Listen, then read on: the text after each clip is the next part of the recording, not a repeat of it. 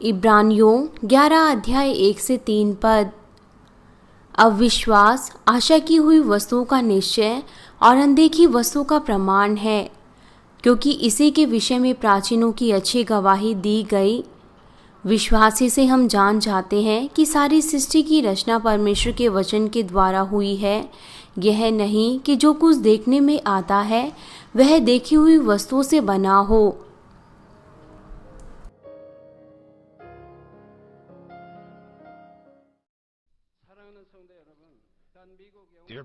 मसीह में प्रिय भाइयों और बहनों और संसार भर में मानवीन की 11,000 शाखा और संघीय कलीसियाओं के सदस्य United State, United Kingdom, Canada, Honduras, Peru, Argentina, Germany, France, Belgium, Netherland और अफ्रीकी देश Kenya, Uganda, Congo, China, Japan, Pakistan, Indonesia, Philippines, Taiwan, India, Mongolia, Egypt और कोरिया की शाखा और संघीय कलीसियाओं के सदस्य और वो जो इंटरनेट के माध्यम से पूरे संसार भर में इस सभा में शामिल हैं और प्रिय टीवी के दर्शकों, ये विश्वास के परिमाण की श्रृंखला का दूसरा संदेश है।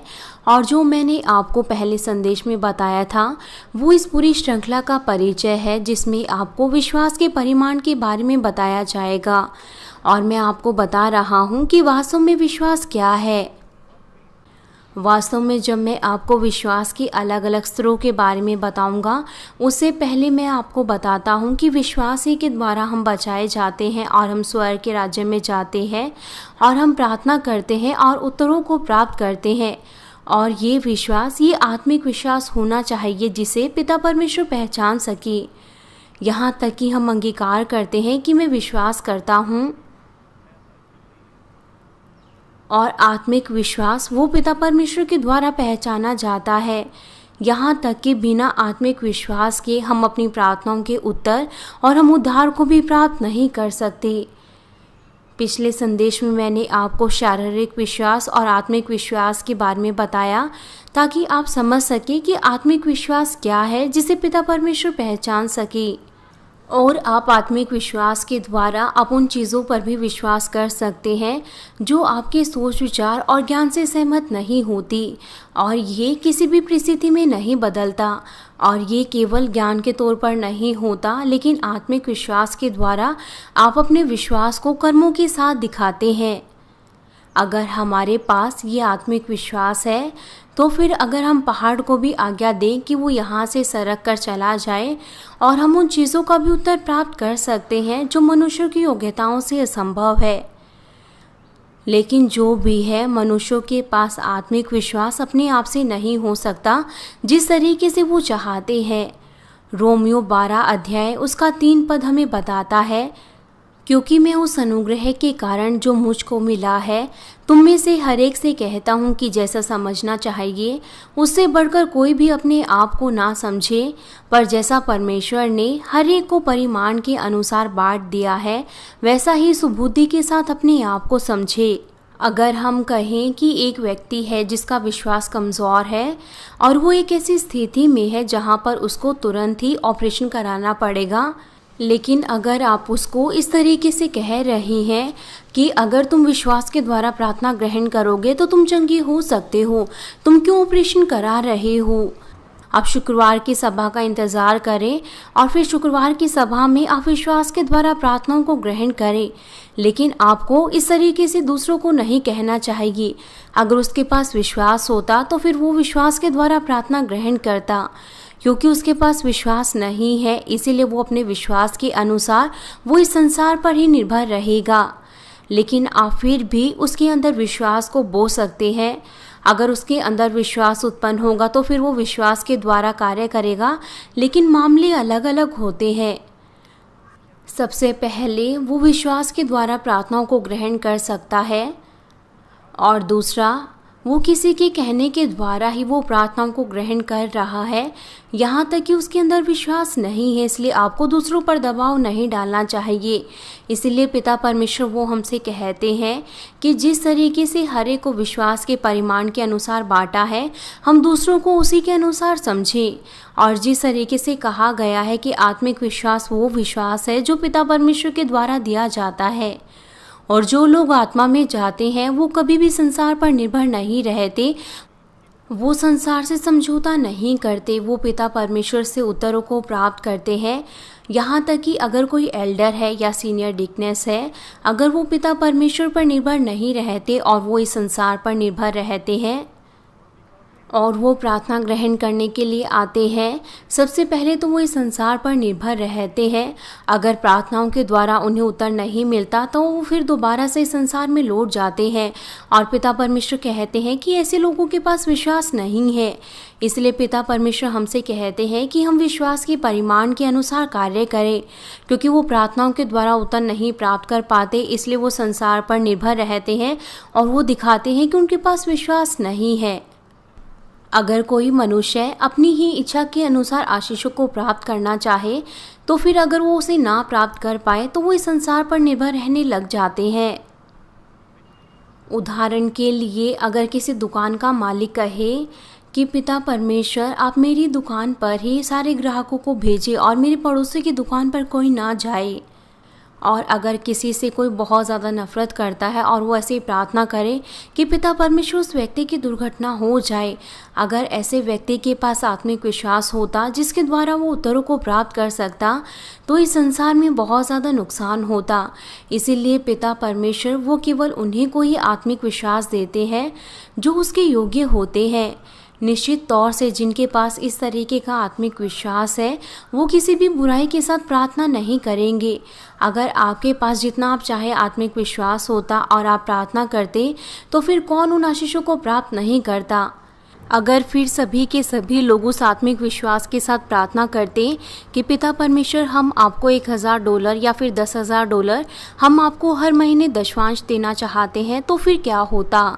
क्या पिता परमेश्वर वो ऐसी प्रार्थनाओं को ग्रहण करेंगे?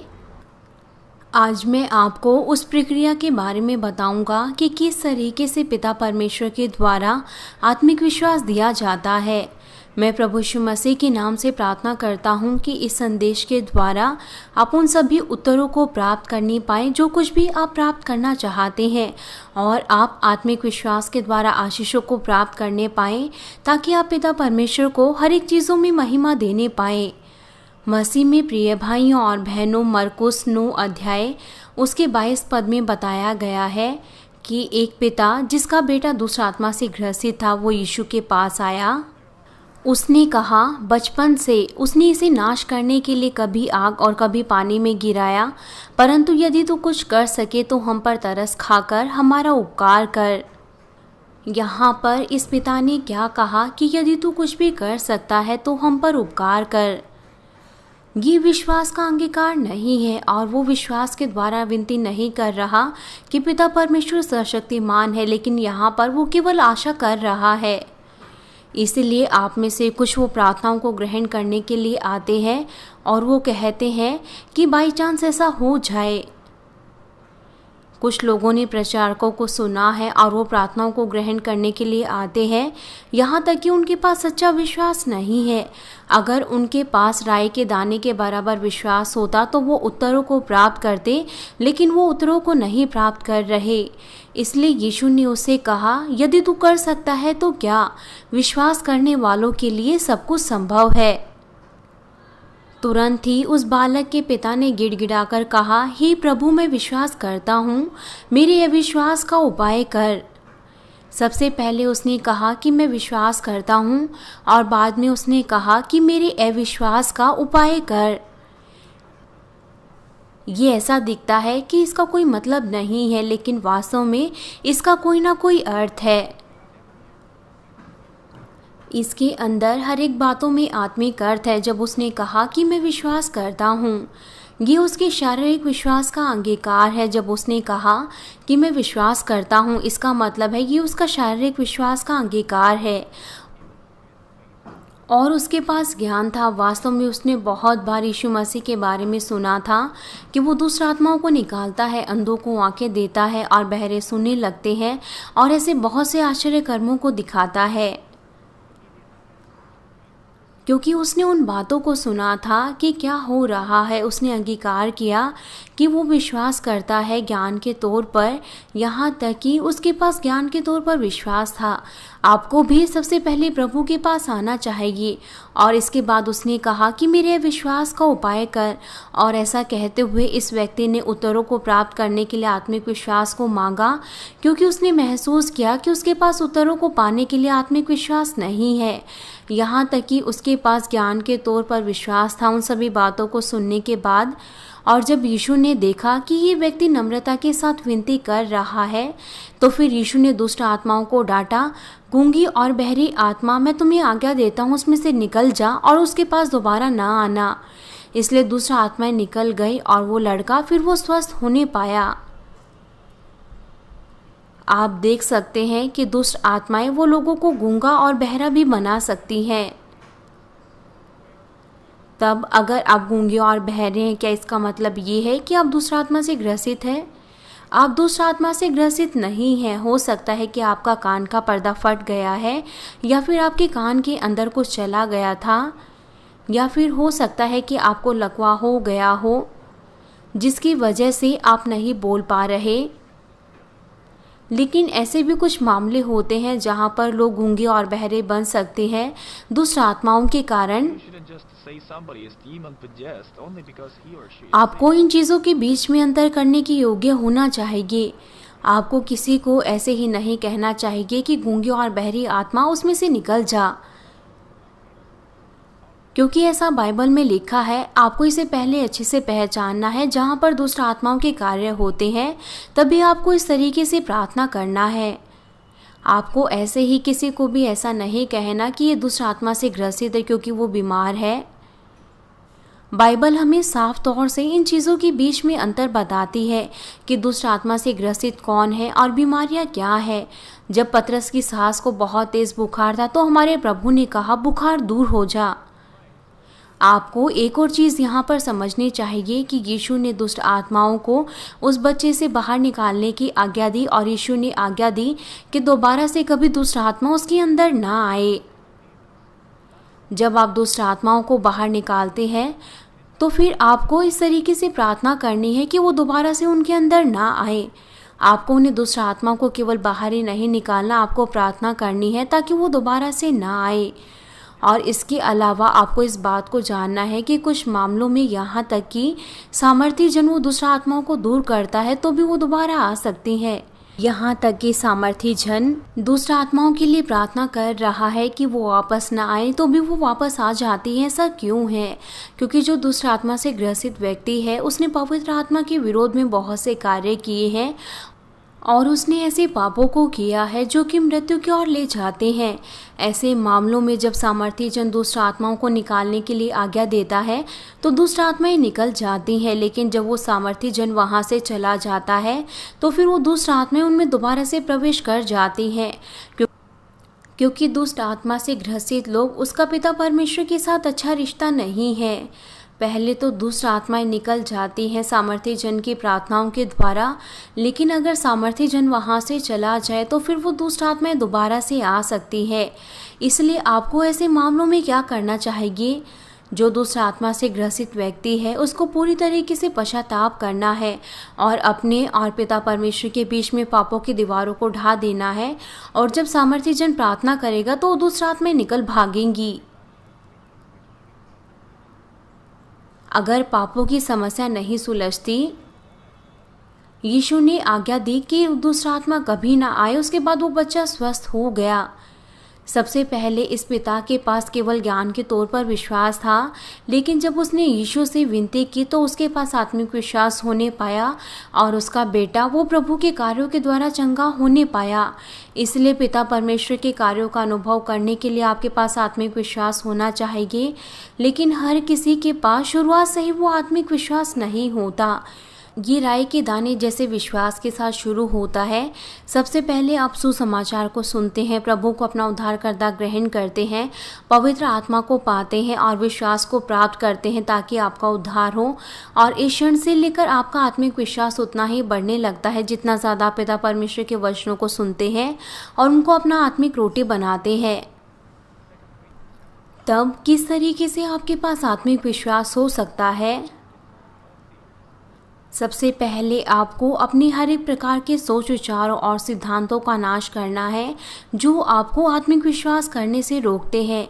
कि आप इस आत्मिक विश्वास को पाना नहीं चाहते, आप अपने शारीरिक विश्वास को आत्मिक विश्वास में बदलना चाहते हैं और आप आत्मा में आना चाहते हैं।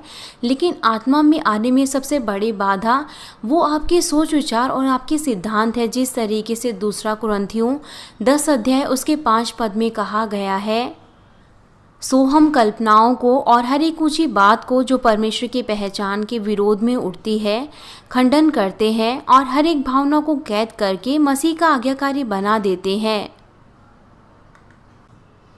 ऐसी कौन सी चीज़ें हैं जो पिता परमेश्वर के विरोध में हैं? वो आपके सोच विचार और सिद्धांत हैं।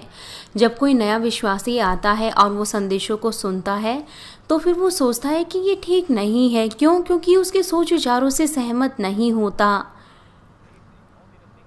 क्यों ये इस तरीके से सिखा रहे हैं। लेकिन उसी की तुलना अगर हम आत्मा के जन के साथ करें तो वो हर एक बातों को आमीन के साथ ग्रहण करता है। शारीरिक लोगों के पास बहुत से शारीरिक विचार होते हैं और वो हर एक चीज़ों को अपने सोच विचारों के अनुसार करने की कोशिश करते हैं और पिता परमेश्वर के वचन उनके सोच विचारों से सहमत नहीं होते। इसीलिए जो भी चीज़ें पिता परमेश्वर के विरोध में है वो अहंकार, घमंड है। क्योंकि लोगों के पास अपने सोच विचार और कल्पनाएं होती हैं और वो सोचते हैं कि पिता परमेश्वर के वचन सत्य नहीं है। वो केवल उन्हीं चीज़ों को सोचते हैं जो उनके ज्ञान और सोच विचारों के साथ सहमत होती है। वो अपने आप में अहंकारी होते हैं और ये पिता परमेश्वर के विरोध में खड़ा होना है। और हम अपने सोच विचारों को मसीह का आज्ञाकारी बना दें। न केवल ये सोच विचार और वो सोच विचार, लेकिन सभी के सभी सोच विचार जो मसीह के विरोध में होते हैं, हम उनको खंडन करके मसीह का आज्ञाकारी बना दें। हमारे प्रभु ने कहा कि वो ही मार्ग, सत्य और जीवन है। हमें अपने सोच विचारों को आज्ञाकारी बनाना है इस सत्य तक। केवल पिता परमेश्वर के वचन ही वो ही वास्तव में सत्य है। हमें उनका पालन करना है और हमें कहना है हाँ, आमीन। जिस तरीके से पिछले संदेश में भी बताया गया था कि न केवल आपके ज्ञान, आपका सोच विचार, वो सभी की सभी चीज़ें सही है। केवल पिता परमेश्वर के वचन ही वो ही वास्तव में सत्य है। लोगों के पास अलग अलग ज्ञान और अनुभव हो सकता है, लेकिन कुछ सामान्य चीज़ें हो सकती हैं। जिस तरीके से एक और एक को अगर हम जोड़े तो ये 2 होता है और ये सत्य है और ये कभी बदल नहीं सकता। लेकिन आपके सोच विचार, ज्ञान और अनुभवों के अनुसार आप सबके पास अलग अलग विवेक होता है। इसीलिए जब आप दूसरे व्यक्ति के सोच विचारों को अपने सोच विचारों के साथ मिलाने की कोशिश करते हैं तो उनको बहुत ज़्यादा मुश्किल लगता है। और ये पति और पत्नी के साथ भी ऐसा ही है। अगर वो एक दूसरे को सहते हैं, अपने आप का इनकार करते हैं और वो दूसरों के सोच विचारों को समझने की कोशिश करते हैं तो फिर वो समझौता कर सकते हैं और वो फिर एकजुट हो सकते हैं। और फिर उनके पास आत्मिक परिवार हो सकता है जिनके सोच विचार एक दूसरे से मिलते हों।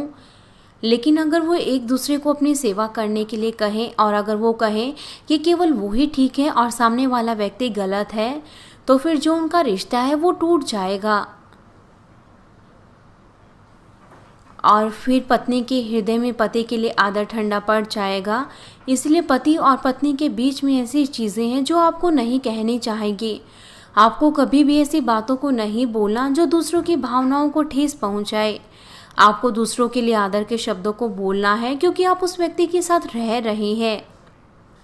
अगर हम केवल अपने ही ज्ञान और सोच विचारों पर जोर दें कि हमारे ज्ञान और सोच विचार ठीक है, तो हम पिता परमेश्वर के वचनों को अपने हृदय में नहीं रख सकते और ना ही फिर हमारे पास आत्मिक विश्वास होगा। अगर हम केवल अपने ही ज्ञान और सोच विचारों पर जोर दें कि वो ठीक है, तो फिर हम पिता परमेश्वर के कार्यों को कभी भी अपने हृदय में नहीं रख सकते और हमारे पास आत्मिक विश्वास नहीं हो सकता। अगर ऐसी चीज़ें जो आपने यहाँ से सीखी हैं और वो आपके सोच विचारों के साथ सहमत नहीं है, तो आपको अपने विचारों को तोड़ देना है। आपको उन सभी चीज़ों को दूर करना है और आपको उस बात पर भरोसा करना है। अगर आप ऐसा नहीं करेंगे तो फिर आपके पास आत्मिक विश्वास नहीं हो सकता। लेकिन जो भी हैं, आप मानवीन के सदस्य हैं और आपके पास और भी बहुत से अवसर हैं कि आप अपने ज्ञान को, आप अपने सोच विचारों को, उनको और तेज़ी से नाश करने पाए। आप में से बहुत से लोगों ने इस संसार से बहुत सी शिक्षाओं को प्राप्त किया है, लेकिन क्या कारण है कि आप अभी भी इन संदेशों को आमीन के साथ ग्रहण कर रहे हैं और आप अभी भी उत्साहित होकर मसीह जीवन को जी रहे हैं? ऐसा इसलिए है क्योंकि आपने पिता परमेश्वर के कार्यों का अनुभव किया है जो इस संसार से भी परे है। अगर आप इस कलीसिया में 1 महीने से आए हैं तो फिर आपने बहुत से कार्यों को देखा होगा और बहुत से कार्यों को सुना होगा, और विशेष तौर से बहुत सी असाध्य बीमारियां, निर्बलताएं वो पिता परमेश्वर की सामर्थ्य के द्वारा चंगी हुई। और यहाँ तक कि हम इन कार्यों की संख्या को गिन भी नहीं सकते और हमारे पास इससे बहुत से प्रमाण हैं कि हम लोगों को दिखा सकते हैं। क्योंकि आप हर सप्ताह बहुत से पिता परमेश्वर के कार्यों का अनुभव करते हैं, तो भी आप अपने ही ज्ञान और सोच विचारों पर अड़े नहीं रह सकते। रोमियो 8 अध्याय उसका 7 पद हमें बताता है, क्योंकि शरीर पर मन लगाना तो परमेश्वर से बैर रखना है, क्योंकि ना तो परमेश्वर की व्यवस्था के अधीन है और ना हो सकता है। मैं आशा करता हूँ कि जो इस संदेश को सुन रही हैं वो अपने हर एक प्रकार के सोच विचारों को दूर करेंगे जो आपको पिता परमेश्वर के वचनों पर विश्वास करने से रोकते हैं, और आप हर एक बातों पर विश्वास करने पाएंगे। मैं आशा करता हूँ ताकि आप पिता परमेश्वर के हर एक वचनों को आमीन के साथ ग्रहण करने पाएँ। जब से मैं नया विश्वासी था, मैंने कभी भी अपने ज्ञान का इस्तेमाल नहीं किया। मैं हमेशा धन्यवादी हूँ जब मैंने सुना कि यहोशू ने सूरज और चांद को रोक दिया और मूसा ने लाल समुद्र को 2 भागों में बांट दिया और यरीहो की दीवार गिर गई और यरदन की नदी बहने से रुक गई। जब उन्होंने पानी में कदम रखा तो फिर मैंने अपने आंसुओं को बहाते हुए आमीन कहा। मैंने केवल और केवल आमीन कहा, मैंने कुछ भी नहीं सोचा। मैंने आमीन कहते हुए उन बातों पर पूरी तरीके से भरोसा किया। अगर आप अपने सोच विचारों का उपयोग करेंगे तो फिर आप कैसे विश्वास करेंगे कि केवल प्रार्थनाओं के द्वारा सूरज और चांद रुक गए, क्योंकि पृथ्वी उसके चारों ओर घूमती है। अगर आप इस तरीके से फेंकते हैं तो ये गुरुत्वाकर्षण के कारण नीचे गिर जाता है। तो फिर किस तरीके से चीज़ें वो अपनी हर एक जगह पर हैं। अगर आप अपने सोच विचारों का उपयोग करेंगे तो फिर आप इस तरीके से सोचेंगे और आप बहुत सा संदेह करेंगे, क्योंकि ऐसे महान कार्य की इस कलीसिया में हो रहे हैं। बहुत से विश्वासी कोरिया में वो इन चीज़ों पर विश्वास करने की कोशिश नहीं करते। ऐसी चीज़ें समय और दूरी को मिटाते हुए हो रही हैं। यहाँ तक कि जब मैंने यहाँ से प्रार्थना की तो फिर समुद्र का खारा पानी वो मीठे पानी में बदल गया, और यहाँ तक कि चंगाई के कार्य भी उस मुहान मीठे पानी के द्वारा हो रहे हैं। और यहाँ तक कि उस रुमाल के द्वारा जिस पर मैंने प्रार्थना की है बहुत से सामर्थ्य कार्य हुए हैं। लेकिन मैं आशा करता हूँ कि आप पिता परमेश्वर के कार्यों को केवल आमीन के साथ ग्रहण करने पाएँ। मसीह में प्रिय भाइयों और बहनों, आत्मिक विश्वास पाने के लिए दूसरा, आपको मेहनत करके पिता परमेश्वर के वचनों को सुनना है और उनका अभ्यास करना है। रोमियो 10 अध्याय उसका 17 पद हमें बताता है, सो विश्वास सुनने से और सुनना मसीह के वचन से होता है। हमें क्या सुनना है? और हमने यहाँ पर पिता परमेश्वर के बहुत से वचनों को सुना और हमने सुनने के द्वारा विश्वास को प्राप्त किया। और जिस तरीके से कहा गया है कि सबसे पहले हमें पिता परमेश्वर के वचनों को सुनना है, जानना है और अपने हृदय को सत्य से भरना है। अगर आप अपने हृदय को सत्य से भरते हैं तो फिर सत्य के विपरीत क्या है? वो है सत्य है, फिर वो है सत्य आपके हृदय से निकल जाएगा। हमने पानी के साथ इसका एक प्रयोग किया था कि अगर हम 1 गिलास में पानी लें और उसके अंदर काला पानी है, अगर उसके बाद हम उसमें साफ़ पानी डालते जाएं तो अंत में सारा का सारा वो गंदा पानी उस गिलास से बाहर निकल जाएगा और वो गिलास वो साफ़ पानी से भर जाएगा। ये बिल्कुल ऐसा है। अगर आप सत्य के वचनों को सुनते हैं और उसके अनुसार कार्य करते हैं तो फिर इसकी विपरीत की चीज़ें वो आपके हृदय से धीरे धीरे करके निकल जाएंगी।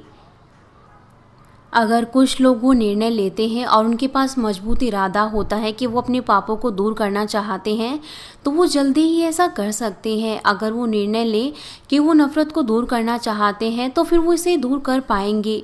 गुस्से का आपके लिए कोई लाभ नहीं है। आप गुस्से के कारण अपने बच्चे को मार देते हैं, अपनी पत्नी को मार देते हैं। अगर आप गुस्से को दूर करने के लिए अपना मन बनाएं तो आप इसे कर सकते हैं। इसमें मुश्किल क्या है? अगर आप गिने कि आपने कितनी बार अपनी पत्नी को मारा है, मैं क्षमा चाहता हूँ, मैं ये नहीं कह रहा कि आप अपनी पत्नी को मारे, लेकिन ऐसी चीज़ें हम बहुत बार अखबारों में पढ़ते हैं। हमारी कलीसिया में बहुत सी पत्नियों को उनके पतियों के द्वारा मारा जाता था, और जब उनका पति सत्य में बदल गया तो अब उनके पास एक आत्मिक और शांति से भरा हुआ परिवार है। इसीलिए आप गिन सकते हैं कि आपने अपनी पत्नी को कितनी बार मारा। अगर आपने एक महीने में 10 बार मारा है, अगर आप अपना मन बनाएं कि आप उसे 10 से 5 करना चाहते हैं, तो फिर आप अपने आप को नियंत्रित कर सकते हैं। यहाँ तक कि आपका मारने के लिए हाथ उठेगा तो भी आप अपने आप को ये सोचते हुए नियंत्रित कर सकते हैं कि नहीं, मुझे ऐसा नहीं करना चाहेगी। आपको लगातार इस तरीके से कोशिश करना है, तब आप धीरे धीरे करके ये आपकी आदत चली जाएगी। अगर आप मजबूत निर्णय लेते हैं तो फिर आप अपने मन को बना सकते हैं कि आप कभी भी अपने हाथ को नहीं उठाएंगे, तो फिर आप इसे रोक सकते हैं और ऐसे लोग वो आत्मा में जल्दी जा सकते हैं।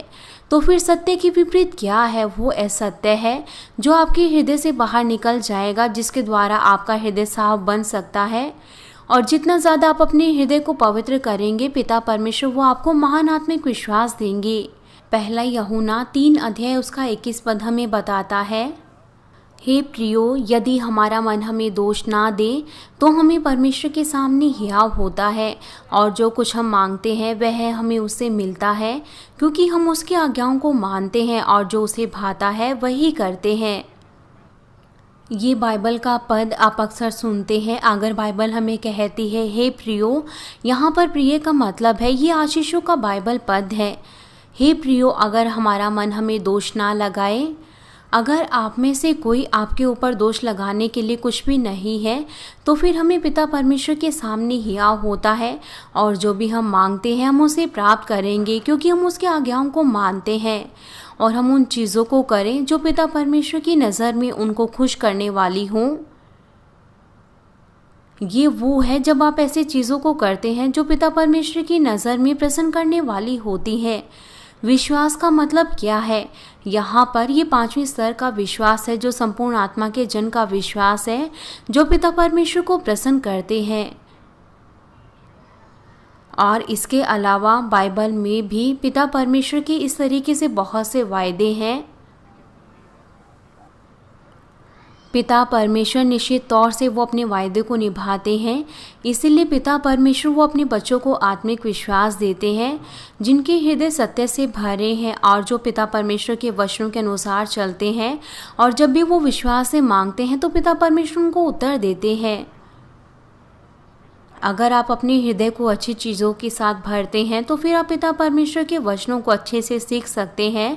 आपका आत्मिक विश्वास जल्दी से बढ़ेगा।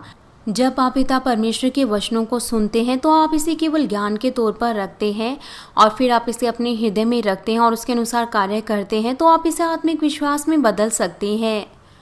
इस तरीके से ये एक आत्मिक विश्वास को पाने के लिए प्रक्रिया है। इसीलिए आपको अपने विश्वास को कर्मों के साथ दिखाना है। कुछ लोगों मेरी प्रार्थनाओं को ग्रहण करने के लिए आते हैं, आशीषें प्राप्त करने के लिए।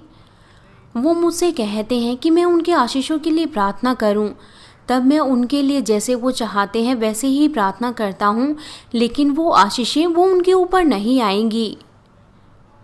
वो आशीषें उन पर आ भी सकती हैं और नहीं भी। अगर वो अपने पात्र को तैयार करें आशीषों को पाने के लिए तो फिर वो इसे प्राप्त करेंगे।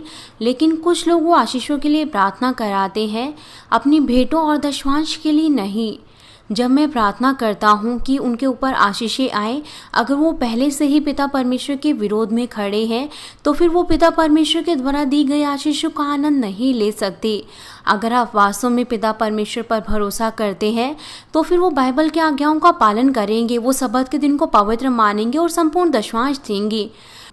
क्योंकि वो उन बातों पर विश्वास नहीं करते और उन आज्ञाओं का पालन नहीं करते, तो फिर वो पिता परमेश्वर पर भी भरोसा नहीं करते। अगर वो बाइबल के वचनों पर विश्वास नहीं करते, तो फिर इसका मतलब है कि वो हमारे पिता परमेश्वर पर और प्रभु पर भी भरोसा नहीं करते। बाइबल हमें साफ तौर से बताती है कि पिता परमेश्वर वो हमें आशीषित करेंगे, लेकिन आशीषों को पाने के लिए शर्तें क्या है? हमें संपूर्ण दशवांश देना चाहिए और हमारा दशवांश वो पिता परमेश्वर से संबंधित है। अगर हम अपना दशवांश नहीं देते तो फिर इसका मतलब है कि हम चोरी करते हैं। हमें अपना संपूर्ण दशवांश देना है और हमारा दशवांश पिता परमेश्वर से संबंधित है। अगर हम इसे पिता परमेश्वर को नहीं देते तो फिर इसका मतलब है कि हम चोरी कर रहे हैं और पिता परमेश्वर हमसे क्या कहेंगे? हमारे प्रभु ने मलाकी 3 अध्याय उसके 10 पद में कहा है कि मुझे परख कर देखो कि मैं आकाश के झरोखे तुम्हारे लिए खोलकर तुम्हारे ऊपर अपरंपार आशीष की वर्षा करता हूँ कि नहीं। ये परखना ये पाप नहीं है, उन्होंने हमसे कहा है। लेकिन क्योंकि बहुत से लोग इस बात पर विश्वास नहीं करते, इसलिए वो अपना दशवांश नहीं देते। इसलिए अगर आप अपनी आशीषों के लिए प्रार्थना ग्रहण करें तो कैसी आशीषें आपके ऊपर आएंगी? अगर वो पिता परमेश्वर की बातों पर विश्वास नहीं करते, जब हम अपने कर्मों के साथ विश्वास को दिखाते हैं तभी हम आत्मा में जा सकते हैं। उदाहरण के लिए, अगर आपने किसी किताब में पढ़ा है कि पियानो किस तरीके से बजाते हैं, तो इसका मतलब यह नहीं कि आपको पियानो बजाना आ गया। यहाँ तक कि गोल्फ खेलने के लिए आपने बहुत सी किताबों को पढ़ा, तो भी इसका मतलब ये नहीं कि आप अच्छे से गोल्फ खेल सकते हैं।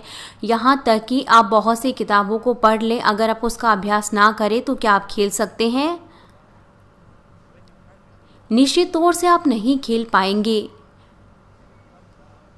आप 100 शॉट भी नहीं लगा पाएंगे। आपको उसका वास्तव में अभ्यास करना है कि किस तरीके से पियानो बजाया जाता है और किस तरीके से गोल्फ खेला जाता है। ये पिता परमेश्वर के वचनों के साथ भी ऐसा ही है। कोई मायने नहीं रखता कि आपने पिता परमेश्वर के वचनों को कितना सुना है, इसका कोई भी लाभ नहीं होगा अगर आप इसके अनुसार ना चले। तो वो जो पिता परमेश्वर के वचनों के अनुसार नहीं चलते, तो फिर वो केवल ज्ञान के तौर पर ही उन वचनों को रखते हैं। जब आप पिता परमेश्वर के वचनों का अभ्यास करते हैं तो फिर वो वचन वो आप में जीवित रहते हैं और वो आपको उत्तर और आशीषों के सुंदर फलों को देते हैं।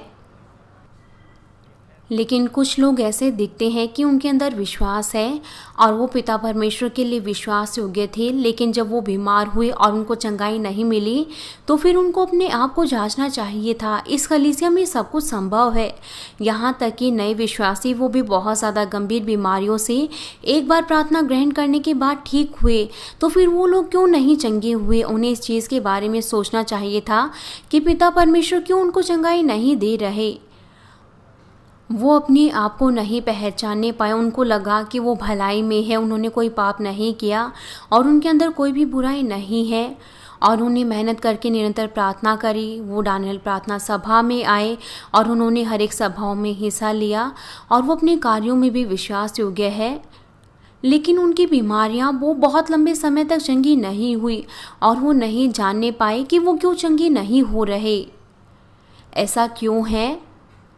ऐसा इसीलिए है क्योंकि उनके पास अभी भी उनके शारीरिक सोच विचार है। इसीलिए वो नहीं महसूस करने पाए कि वो बहुत ज़्यादा बुरे हैं। उन्होंने अपनी बुराइयों को नहीं ढूंढा क्योंकि उन्हें लगा कि वो सब कुछ भलाई कर रही है। लेकिन पिता परमेश्वर की नज़र में उनको बदलना चाहिए था। अगर वो केवल इसी तरीके से चलते रहेंगे तो वो बेहतर स्वर्ग के राज्य में नहीं जाने पाएंगे। वो एक ऐसे अच्छे पात्र हैं जो कि यरूशलेम जा सकते हैं, लेकिन वो अपने आप को अभी नहीं ढूंढ पा रहे। अगर प्रभु उनको अभी बुला ले तो वो केवल दूसरे स्वर्ग के राज्य में ही जाने पाएंगे, लेकिन इससे बेहतर नहीं।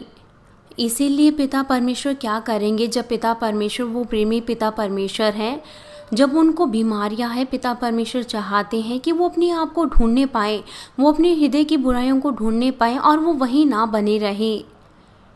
अगर आप उनमें से कोई एक हैं तो कृपया करके आप अपने आप को जांचें कि आपका विश्वास कैसा है। आपका विश्वास वो लगातार बढ़ना चाहिए और आत्मिक संसार का कोई भी अंत नहीं है। आपको लगातार आत्मिक संसार के बारे में समझना चाहिए और अपने आत्मिक विश्वास को बढ़ाना चाहिए। अगर वो अपने आप को जांचे तो फिर वो महसूस करेंगे कि क्या वो आत्मा में गए हैं या नहीं। उनका विश्वास एक जैसा ही रहता है। अगर वो अपने आप को जांचे तो वो महसूस करेंगे कि क्या वो आत्मा में गए हैं या नहीं। उनका विश्वास अभी भी वैसा ही है या नहीं। अगर हम 1 साल पहले की तुलना करें, क्योंकि वो अपने आप को नहीं ढूंढ पाते, इसलिए वो अपने शारीरिक सोच विचारों को नहीं दूर कर पाते, क्योंकि उनके सोच विचारों के कारण ऐसा है। पिता परमेश्वर उनको हमेशा कहते हैं, लेकिन वो उन वचनों को अपना करके ग्रहण नहीं करते, इसीलिए वो अपने उत्तरों को प्राप्त नहीं कर पाते। यहाँ तक कि अगर कोई नया विश्वासी है तो वो उत्तरों को प्राप्त करता है और उनको भी पिता परमेश्वर बहुत ज़्यादा प्रेम करते हैं, ताकि वो अपने शारीरिक सोच विचारों को दूर कर सके और वो बेहतर स्वर्ग के राज्य में जाने पाए। लेकिन वो फिर भी अपने आप को नहीं ढूंढ पाते। ऐसा इसीलिए है क्योंकि पिता परमेश्वर वो आपके कार्यों को देखते हुए कि आप पिता परमेश्वर के वचनों का पालन कर रहे हैं, इसलिए वो आपको आत्मिक विश्वास देते हैं। और यहाँ तक कि कई बार आप वचनों का अभ्यास करने की कोशिश करते हैं, लेकिन आप तुरंत ही उसका पालन नहीं कर पाते। लेकिन फिर भी पिता परमेश्वर वो आपके कार्यों को देख रहे हैं कि आप पिता परमेश्वर के वचनों का पालन कर रहे हैं। वास्तव में कभी कभार आप पिता परमेश्वर के वचनों का पालन करने की कोशिश करते हैं, लेकिन आप तुरंत ही उसका पालन नहीं कर पाते। जिस तरीके से नफरत, आप उसको तुरंत ही अपने हृदय से नहीं दूर कर पाते, और वैसे ही गुस्सा भी। तब आपको जोश के साथ प्रार्थना करना है। अगर आप प्रार्थनाओं के द्वारा उन्हें दूर नहीं कर पाते तो आपको उपवास करना है, वाचा की प्रार्थना ही करनी है। आपको और ज़्यादा मेहनत करनी है ताकि आप अपने आप को ढूंढने पाए। अगर कोई भी कार्यकर्ता आपको कुछ सलाह देता है तो आप उसको अपने मन में रखें। अगर आप ये कहें कि मेरा तो इसके साथ कोई लेन देन नहीं है, तो फिर आप अपने आप को नहीं ढूंढने पाएंगे, चाहे आप फिर कितने भी पिता परमेश्वर के वचनों को सुने। अगर आप पिता परमेश्वर के अनुग्रह और सामर्थ्य को ढूंढते हैं तो निश्चित तौर से पिता परमेश्वर वो आपको ताकत देंगे ताकि आप पिता परमेश्वर के वचनों का पालन करने पाएं। आपके पास तभी विश्वास हो सकता है जब आप लगातार वचनों का पालन करते हैं। जब आप वचनों का अभ्यास करने के द्वारा आप आत्मिक विश्वास प्राप्त करते हैं, तो फिर पिता परमेश्वर की वाचा के अनुसार आपके जीवन में आशीषें आएंगी। आपका प्राण सुनवत बनेगा, आप स्वस्थ होंगे और आप अपनी हृदय की इच्छाओं का उत्तर प्राप्त करेंगे। और जिस तरीके से आप इन आशीषों का अनुभव करेंगे, तो फिर आप और चीज़ों का पालन भी कर सकते हैं, और इस प्रक्रिया के द्वारा आप एक महान विश्वास को प्राप्त करेंगे। रोमियो 1 अध्याय उसका 17 पद हमें बताता है, क्योंकि उसमें परमेश्वर की धार्मिकता विश्वास से और विश्वास के लिए प्रकट होती है। जैसा लिखा है कि विश्वास से धर्मी जन जीवित रहेगा। जिस तरीके से कहा गया है, विश्वास के द्वारा सबसे पहले हमारे पास विश्वास ज्ञान के तौर पर होता है, और उसके बाद हम उसे आत्मिक विश्वास में बदल सकते हैं। और छोटे विश्वास में जितना ज़्यादा हम पिता परमेश्वर के वचनों को सुनकर उनका पालन करते हैं, हम अपने विश्वास को महान बना सकते हैं। इस प्रक्रिया को समझाने के लिए मैं आपको उदाहरण देता हूँ। आप अपनी प्यास को कैसे बुझाते हैं? आप केवल पानी पीते हैं।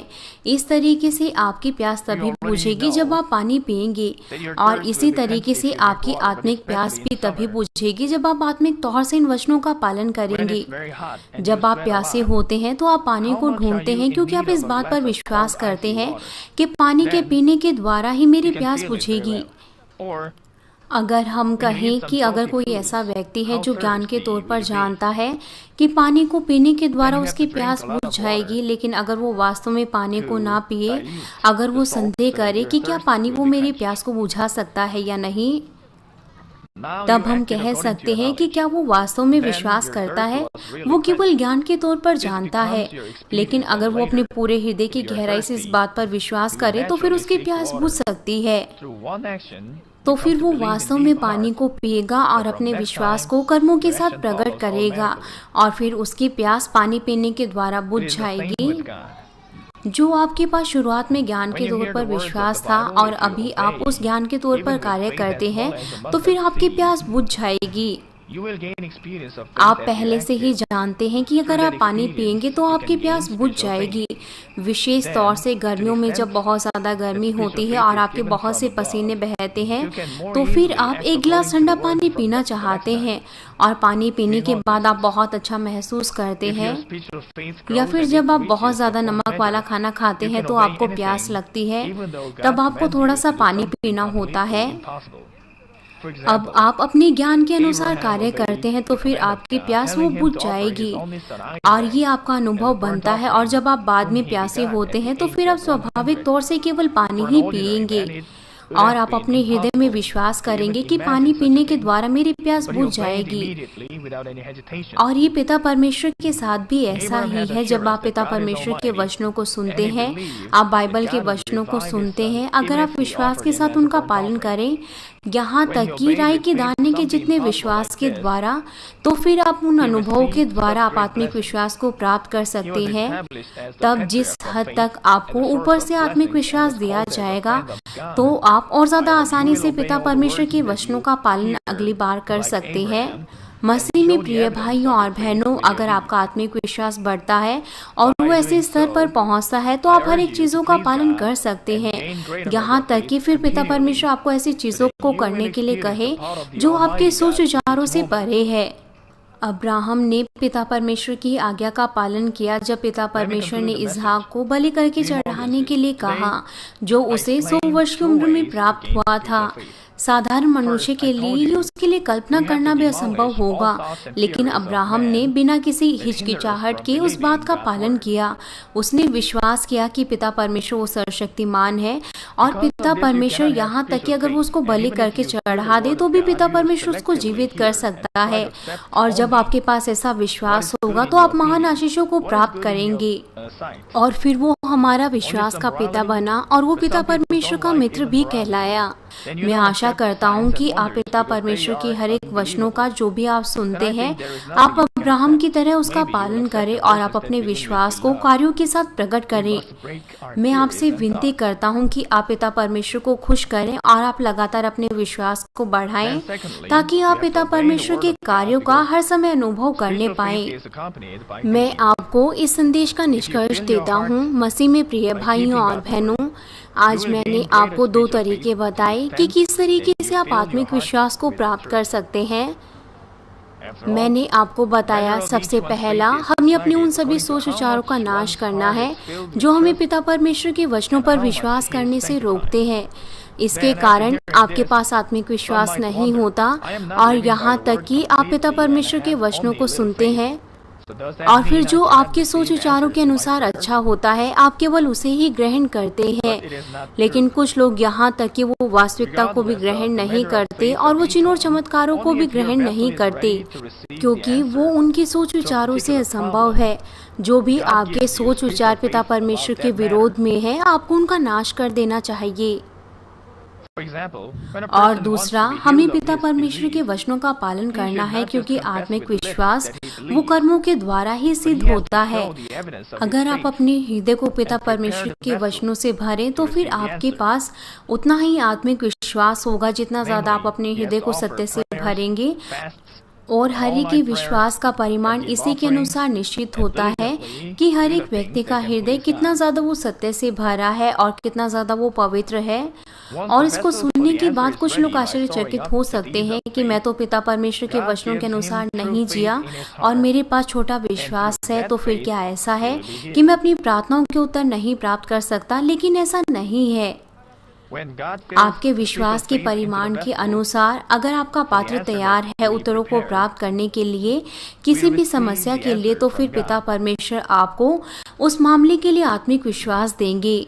उदाहरण के लिए, जब कोई व्यक्ति चंगा होना चाहता है अपनी बीमारी से, तो फिर उसे न केवल अपने होठों के द्वारा अंगीकार करना है कि वो विश्वास करता है, लेकिन उसको अपने विश्वास को कार्यों के रूप में दिखाना है और अपने हृदय के पात्र को तैयार करना है ताकि वो आशीषों को प्राप्त कर सके।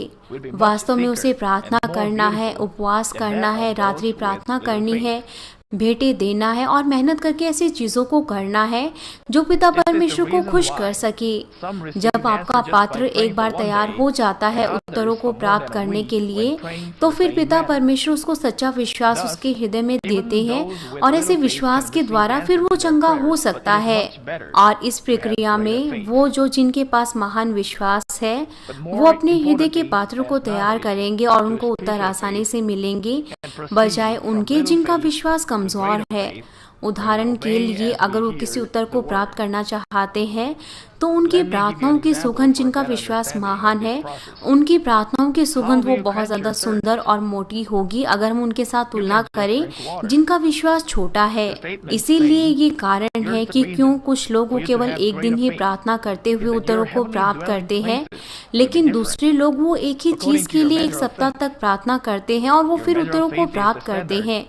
इसलिए यहाँ तक कि जिनका विश्वास छोटा है वो अपनी प्रार्थनाओं के उत्तर प्राप्त करते हैं, लेकिन ये अच्छा होगा कि हमारे पास महान विश्वास हो। अगले संदेश से मैं आपको अलग अलग विश्वास के परिमाण के ऊपर बताऊंगा और मैं आशा करता हूं कि उन संदेशों के द्वारा आपके हृदय में महान विश्वास उत्पन्न हो और आप उन सभी प्रार्थनाओं के उत्तर प्राप्त करें जो भी कुछ आप पिता परमेश्वर से मांगे, और आप सबसे महिमामय स्थान नए यरूशलेम में जाने पाए। मैं प्रभु यीशु मसीह के नाम से प्रार्थना करता हूँ,